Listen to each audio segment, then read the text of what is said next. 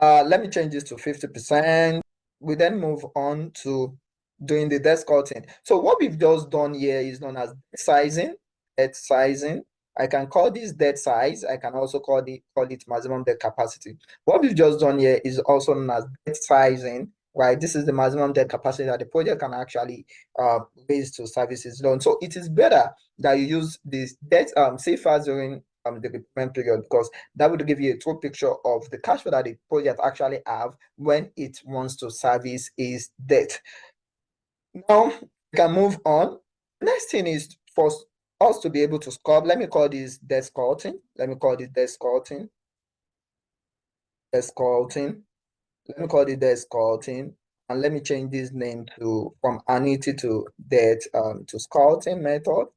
From annuity to sculpting method. So let me change okay. Now I have my C5s for debt service. The next thing is I need to bring my interest. I need my interest, and I need to know the so interest payable. So principal payable.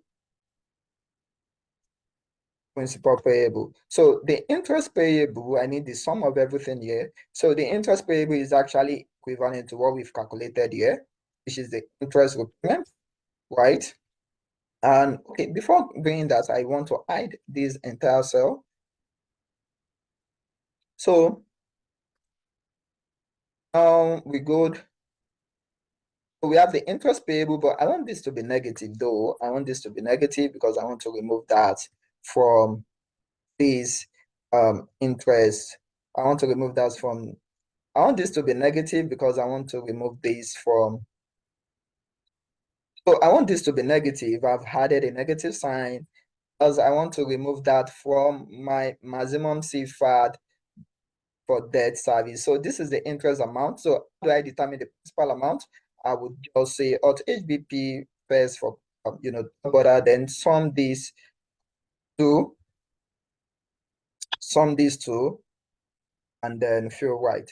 So now this is the maximum principal. This is the principal payable during the loan amount. And in some period, right, our cash flow may actually be lower than the interest payable. So, for that period, it is either we pay what is up to, our cash flow, or we pay nothing at all. But of course, we won't be paying the principal, because if you need to pay the interest first before you pay the principal. So what do you do if, for example, in this period you have 381? Let's assume your cash flow is actually 50,000 naira. So you can't be paying a negative principal. So what you just have to do is to moderate this to be 0. So we use mass, this formula, and that of 0. So if it is lower than this, if this summation is actually lower than 0, then give us 0, otherwise give us what you have. So now we've applied this formula, but one thing I want to do, okay, now we've applied this formula, then I want to copy, right? I just want to copy the formula, right? So Control plus Alt plus V for this dialog box to appear, then paste as formula. Will be good. And then I will fill this right again just to ensure that I change this from the 50,000 I coded to this formula driven 381,000 naira. So we go with this. So this is the principle that we then have to be using for our debt service. This is the principle that we then have to be using for our debt service. So since we now have this, we then have to link this amount to this principal amount that we have here. Remember, this principal amount is actually being picked from this principal repayment, based on the annuity calculation. So let me change this guy to annuity. Let me rename this guy to annuity, right? So this is annuity debt service based on annuity method, and this is the debt service based on the what do you call it? Based on the debt sculpting method. So there is another adjustment that I want to do, because of course, if you actually want to pay in any period, you can't be paying more than you actually are paying the later part of the loan amount. You can't be paying more than you have. But we look at that later on. So let me just come here and link this guy to let me link this guy to this. So I will just say minus the principal payable amount in the period, then fill right. So with this, okay, for this guy, the debt service here, I think this is linked to this, and this is being calculated, okay, based on this. So we good. So since I've linked this, and notice what happened here. So now this has been linked. Then notice what happened over the over the end part of the loan period. You can see in this period we've been able to actually pay much more than what we should pay, and it resulted to a negative balance. So how do we moderate this? Is either I would just say the minimum amount I have to pay, right?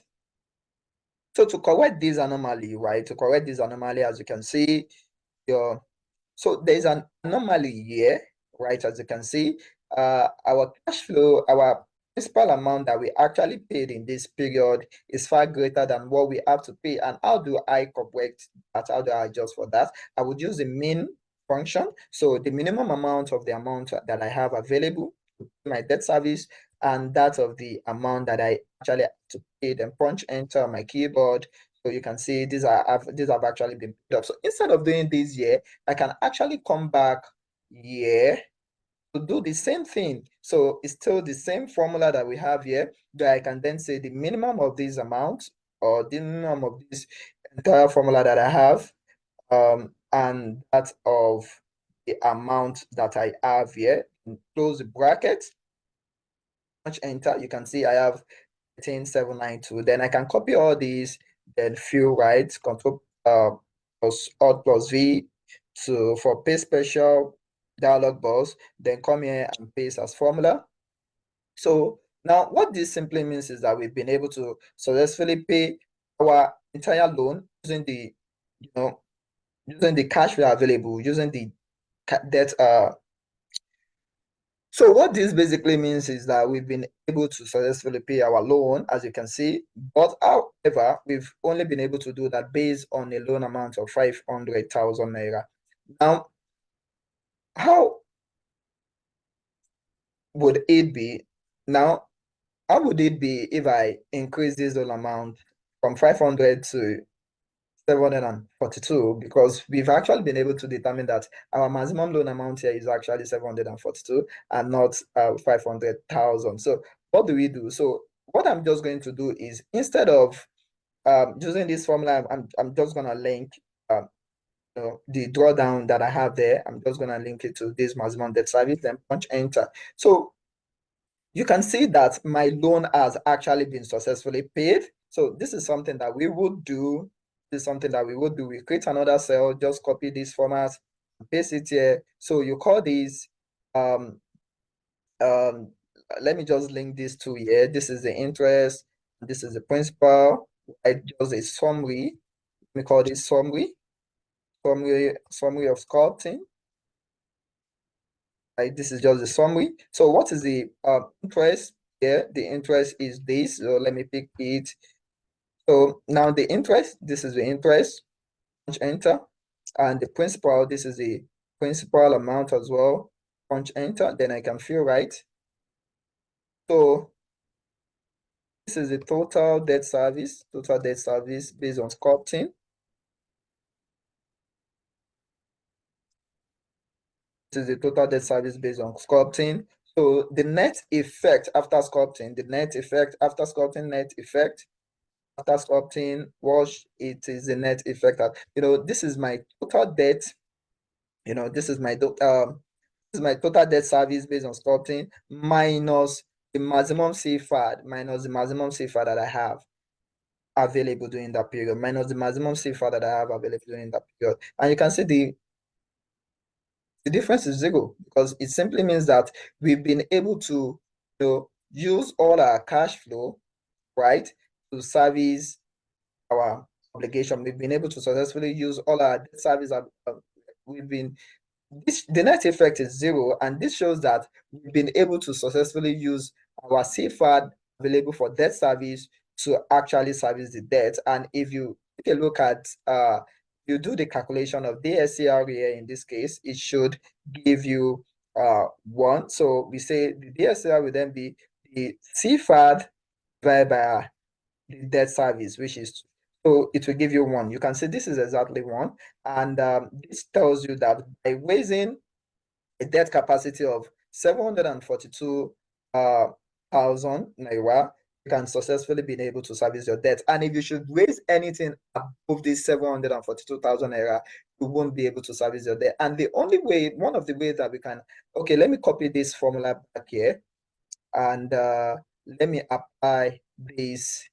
Let me copy, okay, let me apply 74.28 as my capital structure, 74.28% as my capital structure. So, as you can see, my loan amount is still paid off. Now, if I should raise a loan that is above this 74.28, I won't be able to service my debt anymore. So 75, okay, let's change this to, so what this, now the implication of this is that if I raise any loan that will make my capital structure be way higher than 74.28%, I would not be able to service the loan anymore. And how do I determine that? Okay, let me just, 75% is actually greater than 74.28. So let's use 75%. So, and check for the effect, right? You can see by increasing the loan amount by a particular percentage, I'm not able to successfully service my debt. You can see the loan amount is still showing, even after the loan period, which is 10 years, the loan amount is still showing that I have some amount to pay. So, which simply means that I've not been able to, size my debt very well. And if I should be doing this, it simply means there will be default and the project may not even be viable. So, and for this part, for the most part, we should definitely, that is by increasing the loan by a particular amount. So the loan in this case has actually risen from 742,823 to 750,000 naira. So for us to be able to make this project attractive to investor, we should limit our debt capacity for this, but we should limit, for us to make this project attractive to investor, we should limit our debt, the debt to be raised for this project, we should limit it to 742. So it simply means we can raise the amount, but not above 742,000 naira 823 for this project. So in that case, I will just copy this and then apply it to this guy. So with that, I've been able to successfully do debt sculpting as well as annuity repayment